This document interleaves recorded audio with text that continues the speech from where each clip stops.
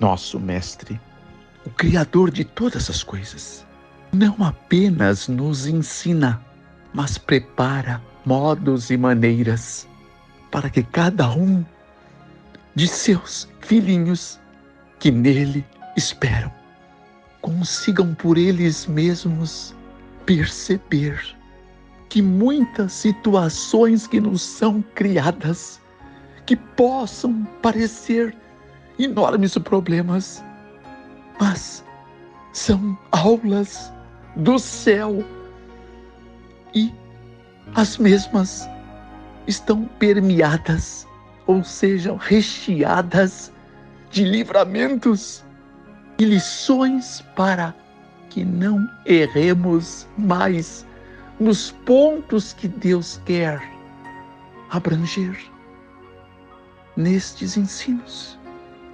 De forma que você pode crer que são aulas do maior professor de vida de todo o universo, que ama você, que respeita você, mas que não pode fazer a sua parte para não te perder.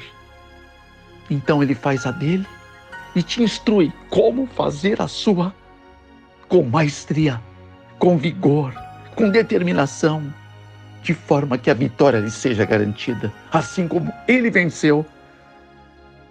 16:33 do Evangelho de João, ele passa a vitória para você através de uma instrumentalidade divinal, inalcançada para mentes comuns.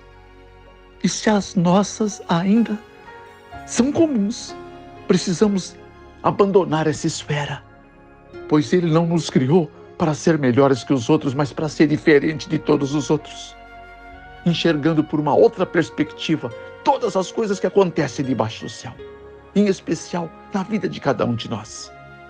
Tudo tem uma explicação celeste. E nós ainda compreenderemos melhor, mais ainda quando lá estivermos, todas as questões que abarcaram, que atingiram a nossa vida. E entenderemos como nunca que mesmo naqueles momentos que a aflição parecia ser mais terrível, insuportável, ali estava aquele que prometeu nunca te deixar, nunca te desamparar. Justamente provido de seu livramento, mas condicionado ao nosso esforço humano, sem o qual todo o poder divino é vão. Lar dos Filhos de Deus, página 206. Um livro fantástico de ensinos para as famílias. Eu mesmo pude aprender que as mais belas lições deste professor divino, à primeira vista, parecem mistérios. Por que, dizem muito, por que está acontecendo isto? Por que fui acometido daquilo? Pois a nossa constituição terrestre não possui habilidade para compreender além desta vida. Então, repito, torna-se um grande mistério. Mas o livro sagrado, aquele mesmo que foi inspirado diretamente nos oráculos de Deus, este, todo ele infundido nas escrituras sagradas, nada mais são do que revelações. E é extraordinário poder ter acesso a essas revelações, porque elas mudam toda a essência da vida. E todos aqueles que batalham para compreendê-las, dedicando tempo, esforço, talentos, influências, não serão desamparados do entendimento, da sabedoria. Tiago 1, verso 5. Não só apenas terão acesso às novidades celestiais, mas criarão músculos vigorosos da fé para combaterem o desânimo, as fraquezas, a debilidade humana, e sairão mais do que vencedores, porque alguém que os amou garantiu isto. 8:37 da Epístola de Paulo aos Romanos. E estes escritos são aonde estão contidas todas as fontes de qualquer apresentação dos fundamentos que norteiam todo o conhecimento, toda a ciência que há neste mundo e daqui em todo o universo que nos rodeia. Isto causa uma profunda emoção no mais íntimo dos nossos ânimos. Aquele que desconhece tal fonte vive deprimido. A ansiedade lhe cerca o corpo e a mente. Vivendo desnorteado, é incapaz de parar para pensar, meditar e refletir nas grandezas daquele que criou todas as coisas.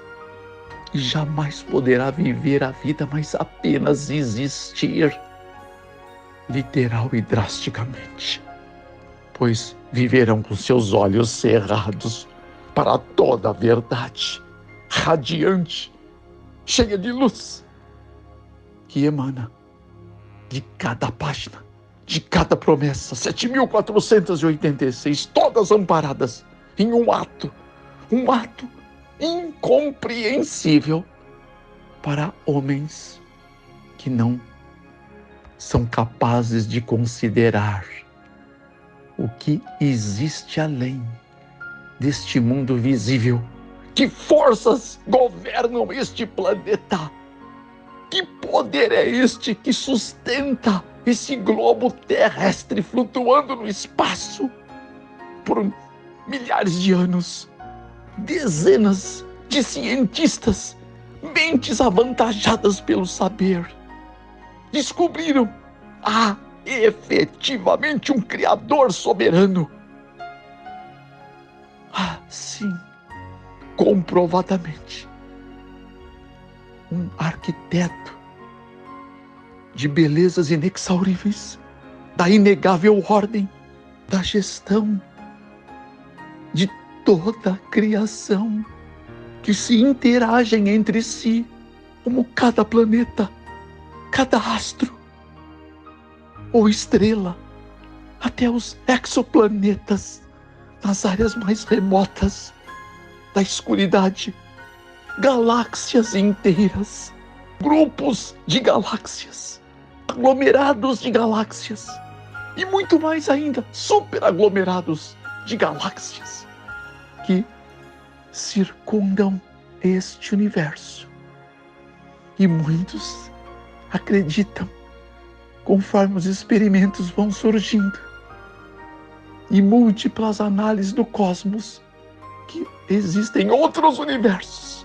Ou seja, é uma exuberante e implacável criação de alguém que se deixou conhecer em momentos mais tenebrosos da existência de um homem, por amor àqueles a quem ele foi capaz de criar.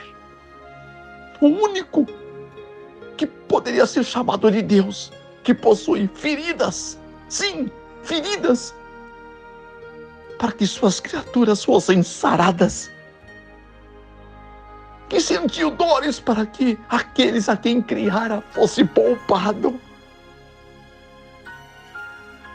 Cada um, todos fossem poupados, e que tomou sobre si a iniquidade de todos que o aceitam, procurando compreender que mente é esta, que tipo de sentimento é este, que tipo de sacrifício foi demonstrado em uma montanha chamada Gólgota, há mais de 2000 anos atrás.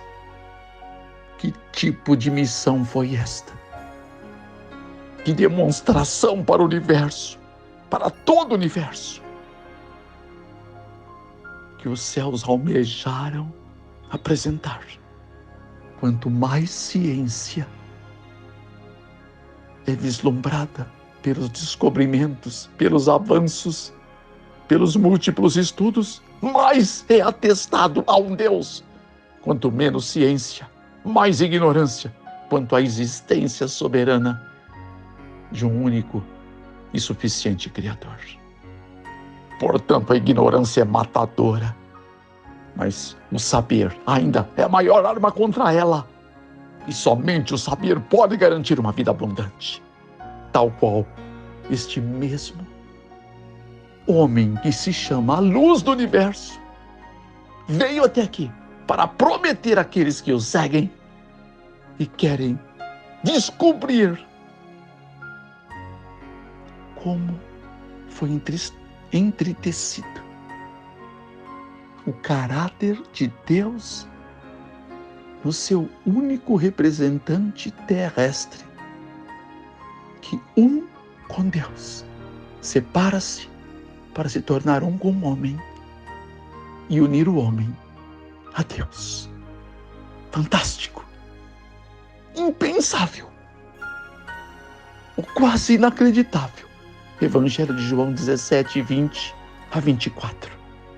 Por tudo isto, o crescimento firme, constante e amparado em verdade só pode ser alcançado por obra e por verdade, repito, quando nos atrevemos a experimentar algo jamais imaginado por mentes esvaziadas pelos paradigmas deste mundo cheio de ócio,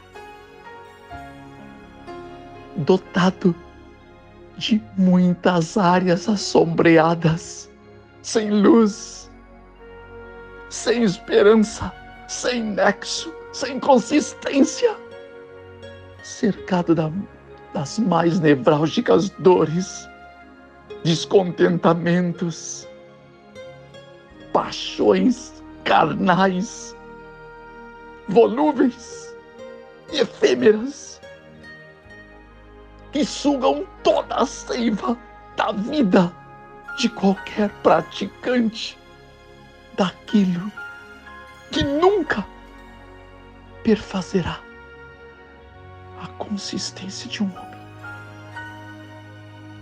nunca o completará, mas sugará toda a seiva da vida até que ela seja pauta de desistência. E assim terminam a passagem por aqui. Desistiram, porque não encontraram nada melhor.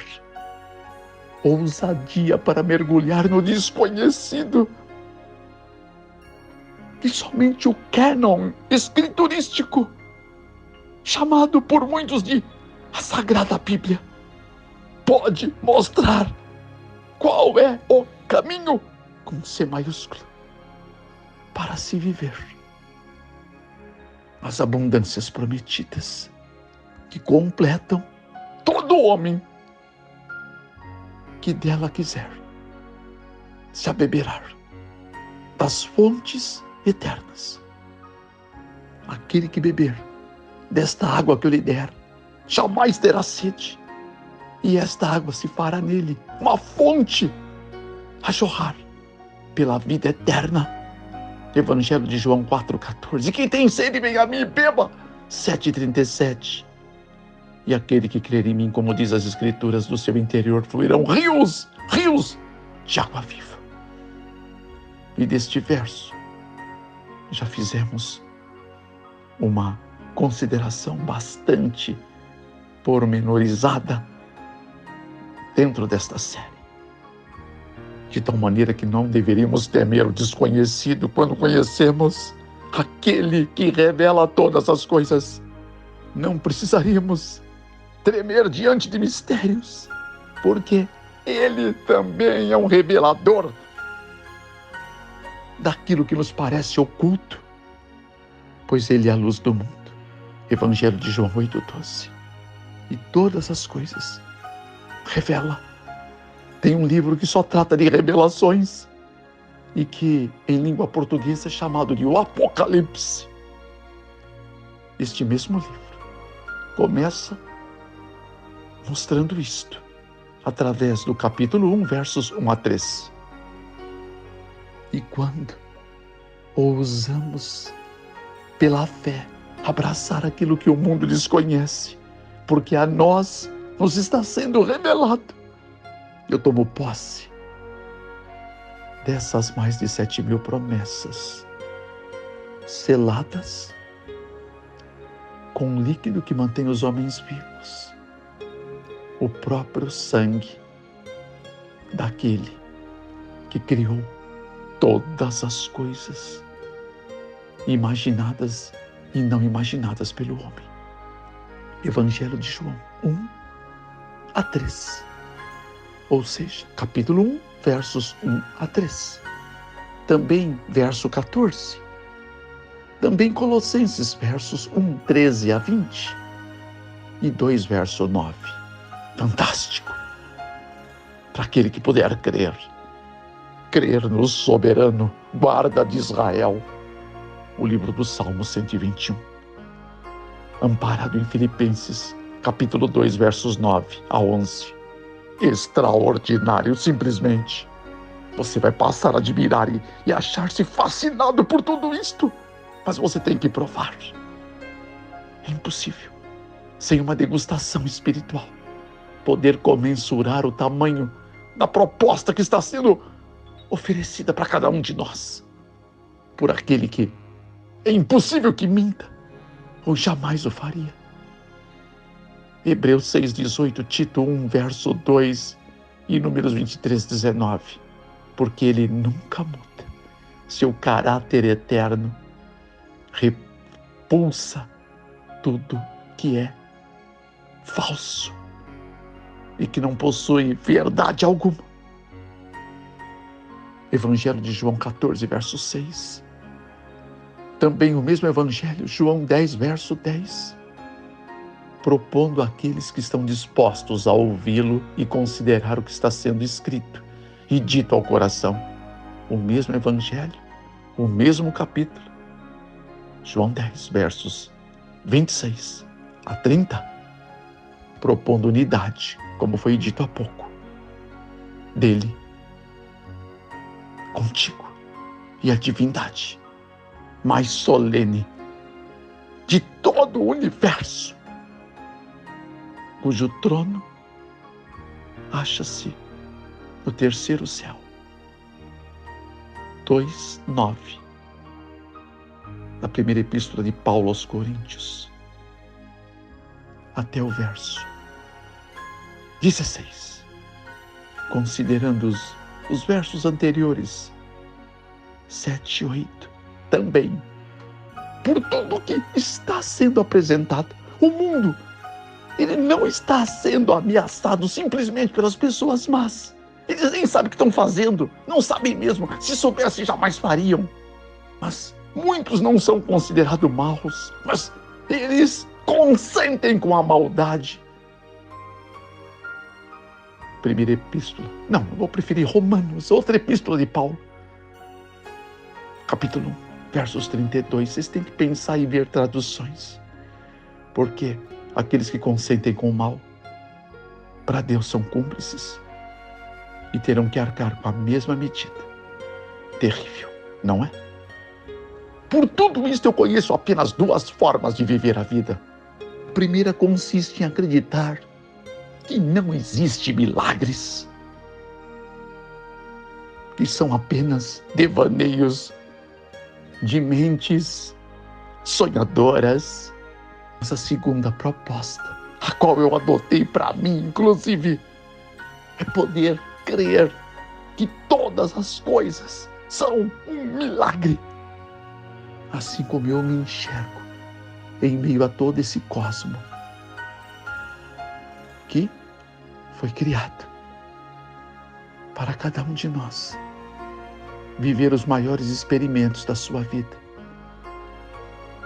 e captando a essência prima, a luz soberana e a abraçando, você passa a fazer parte da eternidade. E isto não pode ser descrito com palavra, porque é simplesmente inenarrável. De tal maneira que, de novo, eu levanto a questão: em que nos foi garantida, ou garantidas, cada uma de suas promessas, que se perfazem em 7.486, segundo a contagem de teólogos de plantão? Todas nas Escrituras Sagradas. E eu poderia acrescentar, apenas para começar, um rol das mais soberanas promessas de alguém que decidiu te amar para sempre. O para sempre é se você permitir alongar a sua vida além da eternidade, com o único capaz de oferecer o que Ele mesmo tem primeiro para poder lhe dar. Evangelho de João, capítulo 17, versos 13 e 4. Falamos em um episódio anterior desta série da sexta-feira mais sombria que todos os mundos que assistem os acontecimentos terrestres puderam assistir juntamente com aqueles que aqui estavam e com todos que conheceram a história da hora sexta de Jerusalém até a hora nona. E de acordo com o fuso horário mundial, cada local em torno do meio-dia às 3 da tarde. De forma que alguns ainda que estavam cercando aquela cruz, vendo que ele, em um alto brado, recitava Eli, Eli, lema sabachthani, que já traduzimos segundo 27:46 do Evangelho de Mateus. Criam que ele estava chamando por Eli, ou Elias, mas não, era o pai que ele chamava. É uma expressão hebraica. Logo, um deles, correndo, tomou uma esponja, embebeu-a com vinagre, amarrando num caniço, umedecendo os seus lábios, tentando conduzi-la à sua própria boca, para que ele pudesse beber.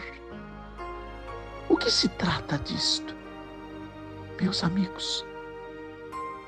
Naqueles dias, em Jerusalém, haviam latrinas romanas, onde os soldados faziam suas necessidades, e havia um conduto de água corrente, debaixo, ou bem aos pés de onde eles sentavam, e um compartimento de pedra com vinagre e uma esponja. Aquela água corrente era para lavar a esponja do último que havia utilizado, e o vinagre era para desinfetar aquela condição de onde foi sobreposto, para limpar a eliminação de fezes romanas daquele exército. Esta esponja é uma delas. Olha o nível de maldade, de desprezo, de horror, de nojo, a vileza do caráter de homens possuídos de demônios para fazerem isto com o Filho de Deus, para você pensar no seu travesseiro. A que ponto eles foram capazes de chegar. Mas ainda assim, cumprindo-se o Salmo 69, versos 20 e 21. E Salmo 22, 15 e 16, terrível esse 16. João também narra o episódio no seu Evangelho 19, capítulo, versos 28 e 29. Mas outros ainda diziam: deixa, vamos ver se Elias virá para livrá-lo daí. Como deveria ser melhor compreendido por aqueles que sustentam esse evangelho do reino em seus corações. Também o evangelho de Mateus, capítulo 11, versos 12 a 14. Quem é Elias? Quem ele representa ser nesses dias de Cristo? E também o mesmo evangelho de Mateus 17, versos 10 a 13. E Lucas 1, 17. Fantástico. E Jesus, outra vez, com grande voz, ele recita algo melhor, ressoado em 23:46 do Evangelho de Lucas. Mas esta parte é tão extraordinária que precisa ser narrada de uma forma calma, compassiva, com oração, para poder haver posse do acontecimento individual diante dos nossos corações. Desta forma, vamos voltar a partir desse ponto, deste texto, para irmos concluindo esta série, talvez uma das mais extraordinárias, que elucidam para nós quem foi Jesus de Nazaré. Pai, independente de quem ele é para muitos, o que importa é que ele é para nós, para mim e para esta pessoa que está orando com a gente. Porque nós somos exatamente aquilo que consideramos, tanto dele e a partir dele, um reflexo de nós mesmos. Pois pela contemplação é a única maneira de sermos transformados. Ou contemplemos os astros deste mundo, que são de carne e osso, cuja grande massa haverá de tornar-se trevas. Inclusive, muitos líderes espirituais, terrivelmente, profecia, Profetas e Reis, página 188, livro maravilhoso. Obrigado, Pai. Portanto, ao contemplar o divino Criador, filho de um carpinteiro lá de Nazaré, nascido em Belém de Judá, crescido em Nazaré e servindo os propósitos de Deus em toda a Judéia,